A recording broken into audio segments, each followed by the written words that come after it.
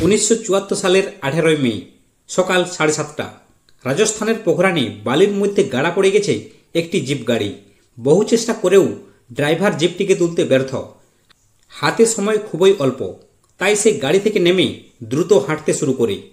সেখান থেকে কয়েক কিলোমিটার দূরে গিয়ে সে খবর দেয় সব কিছু ঠিকঠাক আছে, এইবার চার্জ করা হোক। ঘড়ির কাঁটায় তখন 8:05। প্রচণ্ড বিস্ফোরণে কেঁপে ওঠে পোখরানের থর মরুভূমি। একটু পরেই পোখরান থেকে ফোন গেল দিল্লিতে। ফোনটি তুললেন দিল্লির প্রধানমন্ত্রী ইন্দিরা গান্ধী। তাকে বলা হলো, কংগ্রাচুলেশন ম্যাডাম। গৌতম বুদ্ধ হেসেছেন, অর্থাৎ ভারতের নিউক্লিয়ার টেস্ট সফল হয়েছে। 1945-এ আমেরিকা জাপানের হিরোশিমা ও নাগাসাকি শহরের 2 লক্ষাধিক মানুষকে হত্যা করে দ্বিতীয় বিশ্বযুদ্ধের বাজি পাল্টে দিয়েছিল। সেই সঙ্গে সারা দুনিয়া এক ভয়ঙ্কর অস্ত্রের কথা জানতে পারে, পারমাণবিক বোমা। এই এমন একটি শক্তি যা বিশ্বের যে কোনো শহরকে কয়েক সেকেন্ডের মধ্যেই ছাই করে দিতে পারে। হিরোশিমা ও নাগাসাকিতে অ্যাটম বোম ফেলে আমেরিকা সারা বিশ্বের কাছে তাদের ক্ষমতা জাহির করেছিল। এরপর রাশিয়া, ইউকে, চীন সবাই একে একে পারমাণবিক বোমা তৈরি করে ফেলে। 1974 সালে রাজস্থানের পোখরানে সফল পারমাণবিক পরীক্ষণের মাধ্যমে ভারতও সেই তালিকায় নাম নথিভুক্ত করে নেয়। কিন্তু 1998 সালে ভারতকে আবার একবার নিউক্লিয়ার টেস্ট করতে হয়েছিল। এখন প্রশ্ন হলো, কেন? এর পেছনে আছে এক দীর্ঘ ইতিহাস। আজকের এই ভিডিওতে আমি সেই ইতিহাসকেই বিস্তারিতভাবে তুলে ধরছি। এই এপিসোডে আপনি জানতে পারবেন ভারত কিভাবে পশ্চিমা বিশ্বের রক্তচক্ষু উপেক্ষা করে পারমাণবিক বোমা তৈরি করেছিল এবং কেন সেটাকে 2 বার ধরে টেস্ট করা প্রয়োজন হয়ে পড়ল। তাই আমার অনুরোধ, ভিডিওটি কোথাও স্ক্রিপ্ট না করে একদম শেষ পর্যন্ত দেখবেন। ছবির এই মানুষটিকে তো আপনারা সবাই জানেন, ভারতের পরমাণু বিজ্ঞানের জনক ডক্টর হোমি জাহাঙ্গীর ভাবা। স্বাধীনতা লাভের আগে থেকেই এই মহান বিজ্ঞানী পারমাণবিক শক্তি নিয়ে রিসার্চ শুরু করে দিয়েছিলেন। 1944 সালে তিনি tata institute of fundamental research প্রতিষ্ঠা করেন, যা ভারতের পরমাণু গবেষণার প্রাথমিক কেন্দ্র হয়ে ওঠে। 1947 সালে দেশ স্বাধীন হওয়ার পর ডক্টর ভাবা ভারত সরকারকে বলেছিলেন যে যদি সরকার চায় তাহলে সে বছর দেড়েকের মধ্যেই ভারতকে অ্যাটম বোম তৈরি করে দিতে পারবেন। সেই সময় আমাদের দেশ এক খারাপ পরিস্থিতির মধ্য দিয়ে যাচ্ছিল। দেশভাগের ক্ষত তখনও শুকায়নি। বেশিরভাগ মানুষ দারিদ্র সীমার নিচে। জনগণের বেসিক চাহিদাগুলো পূরণ করতেই সরকার হিমশিম খাচ্ছিল। এই সব দিক বিচার করে তৎকালীন প্রধানমন্ত্রী জওহরলাল নেহরু ভাবার প্রস্তাবকে নাকচ করে দেয়। কিন্তু দূরদর্শী চিন্তাধারার মানুষ জওহরলাল নেহরু বিষয়টিতে খুবই আগ্রহ প্রকাশ করেন এবং ডক্টর ভাবাকে তার গবেষণা চালিয়ে যেতে উৎসাহিত করেন। আসলে নেহরু পারমাণবিক শক্তিকে শুধুমাত্র বিদ্যুৎ উৎপাদনের ক্ষেত্রে সীমাবদ্ধ রাখতে চাইছিলেন। 1948 সালে ভারত সরকার atomic energy commission of India গঠন করে। এরপর ডক্টর ভাবার নেতৃত্বে 1954 সালে মুম্বাইয়ের ট্রম্বেতে ভাবা অ্যাটমিক রিসার্চ সেন্টার প্রতিষ্ঠিত হয়। এর 2 বছরের মধ্যেই ডক্টর ভাবা এবং তার সহকারীরা মিলে ভারতের প্রথম নিউক্লিয়ার রিয়েক্টর তৈরি করে ফেলেন, যেটার নাম দেওয়া হয়েছিল আপসারা। 1960 সালে ট্রম্বেতে সাইরাস নামের আরও একটি নিউক্লিয়ার রিয়েক্টর তৈরি করা হয়। এবার এই নিউক্লিয়ার রিয়েক্টর জিনিসটা কি সেটা একটু বলে দিই। নিউক্লিয়ার রিয়েক্টর মানে যে পারমাণবিক বোমা তা কিন্তু নয়, দুটোর উপযোগিতা আলাদা। নিউক্লিয়ার রিয়েক্টর হলো এমন একটি যন্ত্র যা পারমাণবিক বিভাজন প্রক্রিয়ার মাধ্যমে প্রচুর পরিমাণে তাপশক্তি উৎপন্ন করে, যা দিয়ে জলকে বাষ্পীভূত করে সেই বাষ্পের সাহায্যে টারবাইন ঘুরিয়ে বিদ্যুৎ উৎপাদন করা হয়। এছাড়াও নিউক্লিয়ার রিয়েক্টরের আরেকটি গুরুত্বপূর্ণ কাজ হলো ইউরেনিয়ামকে প্লুটোনিয়ামে কনভার্ট করা। প্লুটোনিয়াম পারমাণবিক বোমা তৈরিতে কাজে লাগে। এর তেজস্ক্রিয় ক্ষমতা ইউরেনিয়ামের থেকে 5 গুণ বেশি। সে সময় ভারতের কাছে প্রধান যেটা সমস্যা ছিল সেটা হচ্ছে যে ভারতে তখনও পর্যন্ত ইউরেনিয়াম উত্তোলন শুরু হয়নি। তবে অন্য আরেকটি তেজস্ক্রিয় মৌল থোরিয়াম প্রচুর মাত্রায় ছিল, তাই ডক্টর ভাবা থোরিয়াম দিয়েই কাজ চালাতে চাইছিলেন। কিন্তু সমস্যা হচ্ছে থোরিয়াম দিয়ে সরাসরি নিউক্লিয়ার রিয়েক্টর চালানো যায় না। থোরিয়ামকে প্রথমে ইউরেনিয়ামে রূপান্তরিত করতে হয়, যেটা অত্যন্ত জটিল এবং ব্যয়বহুল প্রক্রিয়া, যেখানে লাভের চেয়ে খরচ অনেক বেশি। এই কারণে ভারত কানাডা ও আমেরিকার কাছে ইউরেনিয়ামের জন্য আবেদন জানায়। ভারতের পারমাণবিক কর্মসূচি যেহেতু বেসামরিক ছিল, তাই তারা ভারতকে সহযোগিতা করতে অস্বীকার করেনি। 1967 সাল থেকে ঝাড়খণ্ডের জাদুগোড়া খনি থেকে ইউরেনিয়াম উত্তোলন শুরু হয়, আর তারপর থেকে ভারত ইউরেনিয়ামের ক্ষেত্রে স্বনির্ভর হয়ে যায়। ডক্টর ভাবার নেতৃত্বে ভারতের শান্তিপূর্ণ পারমাণবিক কর্মসূচি সঠিক পথেই এগিয়ে চলছিল। এরই মধ্যে 1962 সালে ইন্দোচীন যুদ্ধে ভারতের পরাজয় ঘটে। শুধু তাই নয়, চীন ভারতের একটা বিরাট অংশ অবৈধভাবে দখল করে নেয়। এর 2 বছর পর 1964-তে চীনও অ্যাটম বোম তৈরি করে ফেলে। ওই বছরই জওহরলাল নেহরুর মৃত্যু হয়। এরপর প্রধানমন্ত্রী হিসাবে দায়িত্বভার গ্রহণ করেন লাল বাহাদুর শাস্ত্রী। শাস্ত্রীজি শপথ গ্রহণের 1 বছরের মাথায় 1965 সালের আগস্টে পাকিস্তান ভারতে হামলা চালিয়ে দেয়। এই যুদ্ধে অবশ্য পাকিস্তান পিছু হটেছিল। লাল বাহাদুর শাস্ত্রী বুঝে যান যে চীন ও পাকিস্তানের মতো দেশের সঙ্গে মোকাবিলা করতে গেলে ভারতের কাছে পারমাণবিক বোমা থাকা অত্যন্ত জরুরি। কিন্তু 1966 সালে ডক্টর ভাবা ও লাল বাহাদুর শাস্ত্রী দুজনেই রহস্যজনকভাবে মারা যান। এটা ছিল ভারতের কাছে সবচেয়ে বড় ধাক্কা। তবে ডক্টর ভাবার প্রশিক্ষিত তরুণ বিজ্ঞানীরা ভারতের নিউক্লিয়ার প্রোগ্রামকে জারি রাখেন। অপরদিকে সে সময় রাশিয়া, আমেরিকা, ইউকে, ফ্রান্স ও চীন মিলে এনপিটি অর্থাৎ নন প্রলিফিয়েশন ট্রিটি গঠন করেন, যাতে বলা হয় পৃথিবীর অন্য কোনো দেশকে পারমাণবিক পরীক্ষা করতে দেওয়া যাবে না। মানে আমরা আমাদেরটা করে নিয়েছি, এবার তোমরা চুপচাপ বসে থাকো। 1971 সালে ভারত ও পাকিস্তানের মধ্যে আবার যুদ্ধ বাঁধে। আপনারা সবাই জানেন 1971-এর যুদ্ধে ইন্দিরা গান্ধী পাকিস্তানের কি হাল করেছিল। যুদ্ধ মিটে যাবার কিছুদিন পর ইন্দিরাজি যখন ভাবা অ্যাটমিক রিসার্চ সেন্টার পরিদর্শনে গিয়েছিলেন, তখন তিনি সেখানকার বিজ্ঞানীদের নিউক্লিয়ার টেস্ট করার খোলা ছাড়পত্র দিয়ে দেন। মোট 75 জন বিজ্ঞানী এই কাজের সঙ্গে যুক্ত ছিলেন। এনারা ছাড়া বাইরের মাত্র 3 জন ব্যক্তি নিউক্লিয়ার প্রজেক্টের বিষয়ে জানতেন। তারা হলেন প্রধানমন্ত্রী ইন্দিরা গান্ধী ও তার 2 সচিব। মিশনের গোপনীয়তা বজায় রাখার জন্য প্রতিরক্ষামন্ত্রী এবং স্বরাষ্ট্রমন্ত্রীকে পর্যন্ত এই বিষয়ে কিছুই জানতে দেওয়া হয়নি। এই প্রজেক্টে বিজ্ঞানীদের কাছে প্রধান 2টি কাজ ছিল। প্রথমটি হলো প্লুটোনিয়াম সংগ্রহ করা এবং দ্বিতীয়টি হলো নিউট্রন ইনিশিয়েটর তৈরি করা।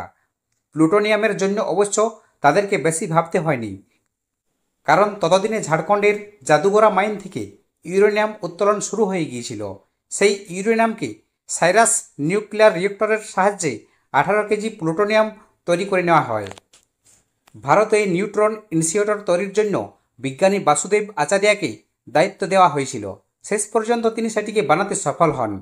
যখন সব কিছুই প্রস্তুত, তখন ডিজাইনকে শেষবারের মতো ভেরিফাই করে নেবার পালা আসে। এই এক্সপেরিমেন্টের নাম দেওয়া হয়েছিল টিকলিং দ্য ড্রাগন টেল। এর অর্থ হলো দৈত্যের লেজে সুড়সুড়ি দেওয়া। ইংরেজির এই ব্যাঘাধারাটির তখনই ব্যবহার করা হয় যখন কোনো ঝুঁকিপূর্ণ কাজ করা হয়। যাই হোক, এই এক্সপেরিমেন্ট সফল হয়। এর সাথে সাথে বিজ্ঞানীরা নিশ্চিত হয়ে যান যে তাদের কাজ ঠিকঠাক আছে। 15ই মে ডিভাইসগুলোকে গর্তের মধ্যে ঢুকিয়ে পুরো কংক্রিট দিয়ে সিল করে দেওয়া হয়। এরপর এসে যায় সেই দিন 18ই মে। কথা ছিল সকাল ঠিক 8টার সময় চার্জ করা হবে, কিন্তু একটি বড় কাণ্ড ঘটে যায়। ভিডিওর একেবারে শুরুতেই আমি আপনাদেরকে একটি ঘটনার কথা বলেছিলাম, বিষয়টি খুলে বলি। 8:05 ডেটোনেটর অন হতেই প্রচণ্ড বিস্ফোরণে পোখরান অঞ্চল কেঁপে ওঠে। এই বিস্ফোরণের ধ্বংসাত্মক ক্ষমতা ছিল 12 কিলোটনের কাছাকাছি, যা হিরোশিমার অ্যাটম বোমের থেকে কিছুটা কম। তো এরপর উল্লাসে ফেটে পড়েন মিশন অপারেটররা, কারণ তাদের এতদিনকার পরিশ্রম সার্থক হয়েছে। ভারতের নিউক্লিয়ার টেস্ট সফল হয়েছে। এরপর প্রধানমন্ত্রী ইন্দিরা গান্ধীকে ফোন করে অভিনন্দন জানানো হয় এবং বলা হয় গৌতম বুদ্ধ হেসেছেন।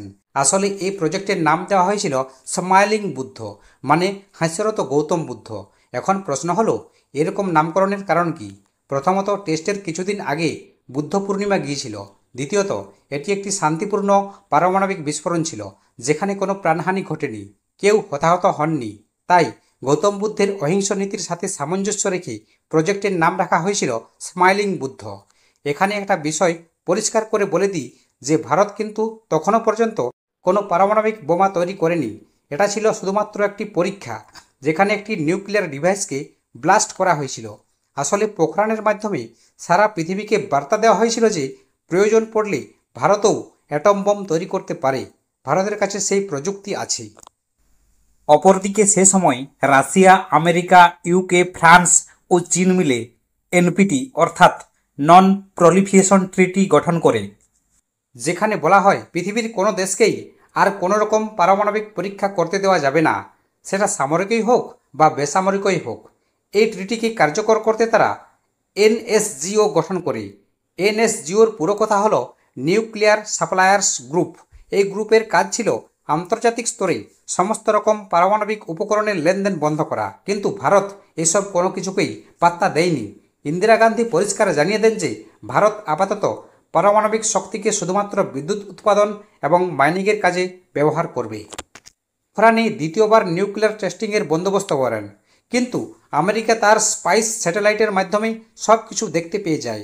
তৎকালীন মার্কিন প্রেসিডেন্ট বিল ক্লিন্টন নিজে নরসিমহা রাওকে ফোন করে ধমকি দেয় যে ভারত যদি দ্বিতীয়বার নিউক্লিয়ার টেস্ট করে তাহলে ভারতকে তার খেসারত দিতে হবে। এর ফলে সেই মুহূর্তে ভারতের সেই পরিকল্পনা ভেস্তে যায়। 1996 সালের লোকসভা ভোটে কংগ্রেসের হার হয়। বিজেপি ও তার শরিকরা মিলে সরকার গঠন করে। অটল বিহারী বাজপেয়ী হন সেই সরকারের প্রধানমন্ত্রী। তিনি তৎকালীন ডিআরডিওর chief doctor APJ Abdul Kalam, ভাবা অ্যাটমিক রিসার্চ সেন্টারের প্রধান অনিল কাকদগড় এবং অ্যাটমিক রিসার্চ কমিশনের চেয়ারম্যান রাজা গোপাল চিদম্বরম, এই তিনজনকে ডেকে নিউক্লিয়ার টেস্টের আদেশ দিয়ে দেন। আদেশ পাওয়া মাত্র কালাম স্যারের নেতৃত্বে 100 জন বিজ্ঞানী তাদের কাজে ঝাঁপিয়ে পড়েন। পিভি নরসিংহ রাওয়ের আমলেই 6টি পরমাণু বোমা তৈরি করে রাখা ছিল, বাকি ছিল শুধু সেগুলো টেস্টিং। তারা টেস্টিং সাইটে কাজ করার সময় মিলিটারি পোশাক পরে থাকতেন। সে সময় শুধু পোখরানের উপর নজরদারি চালানোর জন্য 4টি আমেরিকান স্যাটেলাইট আকাশে চক্কর কাটত। সেগুলোর দৃষ্টি এড়াতে বিজ্ঞানীরা শুধু রাতের বেলাতেই কাজ করতেন, আর দিনের বেলায় তারা ক্রিকেট খেলতেন। জায়গাটিকে এমনভাবে সাজানো হয়েছিল যে দেখলে মনে হবে ওখানে ইন্ডিয়ান আর্মির রুটিন অপারেশন চলছে। 1 মে ভোর রাতে বোমাগুলোকে ট্রাম্পের গবেষণাগারের ভয় থেকে বের করা হয়। সেগুলোর কোড নেম ছিল ক্যান্টিন স্টোরস। ল্যাবের নিরাপত্তারক্ষীরাও যাতে কিছু বুঝতে না পারে সেজন্য বোমাগুলিকে ফলের পেটিতে করে মুম্বাই বিমানবন্দরে নিয়ে যাওয়া হয়। তারপর সেখান থেকে জয়সলির এয়ারপোর্ট হয়ে পোখরানের অস্থায়ী ল্যাবে পাঠিয়ে দেওয়া হয়, যেটার কোড নাম ছিল প্রেয়ার হাউস। বোমাগুলিকে সেখান থেকে 1 সপ্তাহ ধরে অ্যাসেম্বল করা হয়। তারপর যথারীতি এসে যায় 11 মে। ওই দিন পোখরানে খুব জোরে বাতাস বইছিল। রেডিও অ্যাক্টিভ পার্টিকেল যাতে বেশি দূর ছড়াতে না পারে সেজন্য বাতাস থামার অপেক্ষা করা হচ্ছিল। বিকেল 3:45 যখন দেখা গেল চারিদিক স্তব্ধ হয়ে গেছে, তখন ডেটোনেটর অন করা হয়। সেকেন্ডের মধ্যে বাংকারের মধ্যে থাকা মনিটরগুলো ব্ল্যাঙ্ক হয়ে যায়। বোঝা গেল বিস্ফোরণের কারণেই ক্যামেরাগুলো নষ্ট হয়ে গেছে। সুতরাং ভারতের নিউক্লিয়ার টেস্ট এবারেও সফল হয়েছে। সঙ্গে সঙ্গে বিজ্ঞানীরা চিৎকার করে ওঠেন, ভারত মাতা কি জয়। ডক্টর চিদম্বর এপিজে আব্দুল কালামের সাথে হাতে হাত মিলিয়ে বলেন, আমি বলেছিলাম না আমরা এবারেও সফল হব। কালাম স্যার বলে ওঠেন, আমরা বিশ্বের পারমাণবিক প্রভুত্বকে সমাপ্ত করে দিয়েছি। এইবার 100 কিলোটন ক্ষমতার 2টি হাইড্রোজেন বোমকে ব্লাস্ট করা হয়। এখানে একটু বলে দিই যে হাইড্রোজেন বোমা কোনো আলাদা জিনিস নয়, এটাও এক ধরনের পারমাণবিক বোমাই। সাধারণ অ্যাটম বোম ও হাইড্রোজেন বোমের মধ্যে মূল পার্থক্য এদের কার্যপ্রণালী। পারমাণবিক বোমা নিউক্লিয়ার বিভাজন প্রক্রিয়ার মাধ্যমে কাজ করে, যেখানে ভারী মৌল যেমন ইউরেনিয়াম বা প্লুটোনিয়ামের নিউক্লিয়াস ভেঙে শক্তি উৎপন্ন হয়। এটি তুলনামূলক অনেক সহজ প্রযুক্তি। অপরদিকে হাইড্রোজেন বোমা একটি পারমাণবিক সংযোজন প্রক্রিয়ার মাধ্যমে কাজ করে, যেখানে হাইড্রোজেন আইসোটোপ ডিউটোরিয়াম ও ট্রিটিয়াম একত্রিত হয়ে হিলিয়ামে রূপান্তরিত হয় এবং বিপুল শক্তি নির্গত করে। একটি হাইড্রোজেন বোমার ক্ষমতা সাধারণ পারমাণবিক বোমার চেয়ে কয়েক হাজার গুণ বেশি হতে পারে। সাধারণ পারমাণবিক বোমা একটি সীমিত এলাকায় ধ্বংস সাধন করতে পারে, তবে এর তেজস্ক্রিয়তা দীর্ঘমেয়াদী ক্ষতি করে। অপরদিকে হাইড্রোজেন বোমা তীব্র তাপ উৎপাদন করে কয়েক সেকেন্ডের মধ্যে একটি গোটা দেশকেই ধ্বংস করে দিতে পারে। তাই এটিকে থার্মোনিউক্লিয়ার বোমাও বলা হয়। তো যাই হোক, পরের দিন অটল বিহারী বাজপেয়ী সগর্বে ঘোষণা করেন, ভারত এখন নিউক্লিয়ার পাওয়ার্ড কান্ট্রি। তো বন্ধুরা, এই ছিল আজকের প্রতিবেদন। ভিডিওটি আপনি ধৈর্য সহকারে শেষ পর্যন্ত দেখেছেন মানেই নিশ্চয়ই আপনার ভিডিওটি ভালো লেগেছে। তাই অবশ্যই একটি লাইক দিয়ে আমাকে উৎসাহিত করবেন। ভালো থাকবেন, ধন্যবাদ।